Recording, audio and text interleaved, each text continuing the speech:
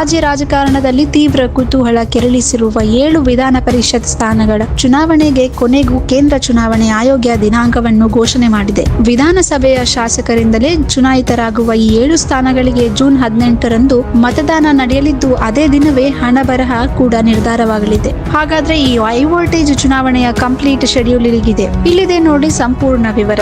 ಮೊದಲಿಗೆ ಜೂನ್ 1ರಂದು ಚುನಾವಣೆಗೆ ಅಧಿಕೃತವಾಗಿ ಅಧಿಸೂಚನೆ ನೋಟಿಫಿಕೇಶನ್ ಹೊರಡಿಸಲಾಗುತ್ತದೆ. ಅಂದಿನಿಂದಲೇ ಪ್ರಕ್ರಿಯೆ ಆರಂಭ. ಹಾಗೂ ಜೂನ್ 8ರಂದು ಅಭ್ಯರ್ಥಿಗಳು ತಮ್ಮ ನಾಮಪತ್ರ ಸಲ್ಲಿಕೆ ಮಾಡಲು ಕೊನೆಯ ದಿನವಾಗಿರುತ್ತದೆ. ಜೂನ್ 9ರಂದು ಸಲ್ಲಿಕೆಯಿಂದ ನಾಮಪತ್ರಗಳ ಪರಿಶೀಲನೆ ಸ್ಕ್ರಿಟಿನಿ ನಡೆಯಲಿದೆ. ಜೂನ್ 11ರಂದು ಯಾವುದೇ ಅಭ್ಯರ್ಥಿ ಸ್ಪರ್ಧೆಯಿಂದ ಹಿಂದೆ ಸರಿಯಬೇಕಿದ್ರೆ ನಾಮಪತ್ರ ಹಿಂಪಡೆಯಲು ಇದೇ ಕೊನೆಯ ದಿನ.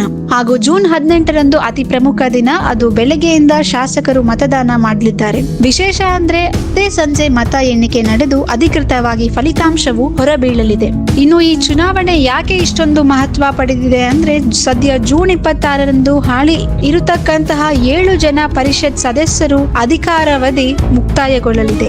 ಆ ತೆರವಾಗುವ ಸ್ಥಾನಗಳಿಗೆ ಈಗ ಪೈಪೋಟಿ ಶುರುವಾಗಿದೆ. ವಿಧಾನಸಭೆಯಲ್ಲಿನ ಸಂಖ್ಯಾಬಲದ ಆಧಾರದ ಮೇಲೆ ಈ ಸ್ಥಾನಗಳು ಹಂಚಿಕೆಯಾಗುವುದರಿಂದ ಆಡಳಿತಾರೂಢ ಕಾಂಗ್ರೆಸ್ ಹಾಗೂ ವಿರೋಧ ಪಕ್ಷಗಳಾದ ಬಿಜೆಪಿ ಮತ್ತು ಜೆಡಿಎಸ್ ಮೈತ್ರಿಕೂಟದ ನಡುವೆ ತೀವ್ರ ಪೈಪೋಟಿ ಏರ್ಪಟ್ಟಿದೆ.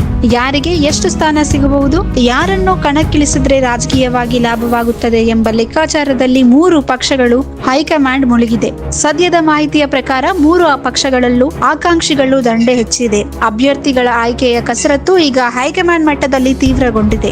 ಯಾರಿಗೆ ಟಿಕೆಟ್ ಸಿಗಲಿದೆ, ಯಾರು ಈ ಬಾರಿ ಪರಿಷತ್ ಪ್ರವೇಶ ಮಾಡಲಿದ್ದಾರೆ ಎನ್ನುವುದು ತೀವ್ರ ಕುತೂಹಲ ಮೂಡಿಸಿದೆ. ಜೂನ್ 1ರಿಂದ ಪ್ರಕ್ರಿಯೆ ಆರಂಭವಾಗಿ ಜೂನ್ 18ಕ್ಕೆ ಇಡೀ ಚುನಾವಣಾ ಮುಗಿದು ಹೋಗುತ್ತದೆ. ಶಾಸಕರ ವೋಟಿಂಗ್ ಪವರ್ ಮೇಲೆ ನಿರ್ಧಾರವಾಗುವ ಈ ಚುನಾವಣೆಯಲ್ಲಿ ಯಾವ ಪಕ್ಷ ಮೇಲ್ಕೈ ಸಾಧಿಸಿದೆ, ಯಾರಿಗೆ ಅದೃಷ್ಟ ಒಲಿಯಲಿದೆ ಎಂಬುದನ್ನ ನಾವು ಜೂನ್ 18ರ ಸಂಜೆಯವರೆಗೆ ಕಾಯ್ದು ನೋಡಬೇಕಾಗಿದೆ. ರಾಜಕೀಯದ ಮತ್ತಷ್ಟು ಬಿಸಿ ಅಪ್ಡೇಟ್ಸ್ಗಾಗಿ ನೋಡ್ತಾ ಇರಿ ನಮ್ಮ ಚಾನೆಲ್. ಧನ್ಯವಾದಗಳು. ನಾನು ಶ್ರೀ ಮಾಣಿಕ್ ಪ್ರಭು PU ಕಾಲೇಜಿನಿಂದ ಮಾತನಾಡುತ್ತಿದ್ದೇನೆ.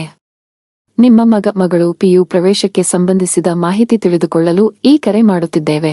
ಪ್ರಸ್ತುತ 2026-27 ಶೈಕ್ಷಣಿಕ ವರ್ಷದ ಪ್ರವೇಶ ಪ್ರಕ್ರಿಯೆ ಆರಂಭವಾಗಿದೆ.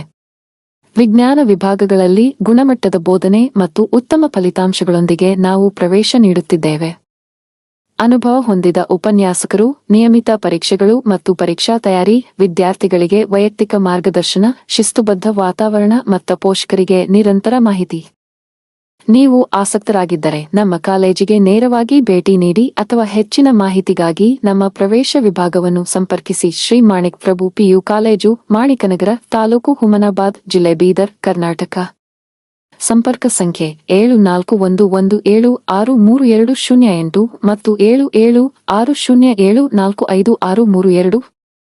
ನಿಮ್ಮ ಸಮಯಕ್ಕೆ ಧನ್ಯವಾದಗಳು.